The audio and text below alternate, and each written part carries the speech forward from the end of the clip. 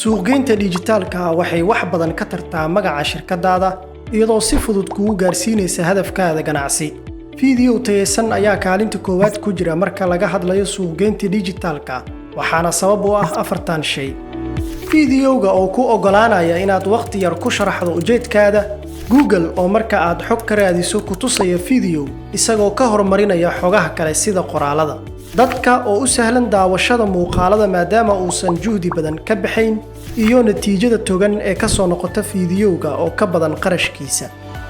Haddaba si aad u hesho muuqaal aad ka tirsato afartaas shay, la xiriir shirkadda Timeless Animation oo ku dhisan afartan qiyam: hal-abuur, daacadnimo, mas'uuliyad iyo xamaasad. Hore u gaar xarunta Timeless Animation ama wac lambarada shaashada kaaga muuqda. Sidoo kale booqo website-ka shirkadda www.timeless.so. Timeless adeeg tayeysan.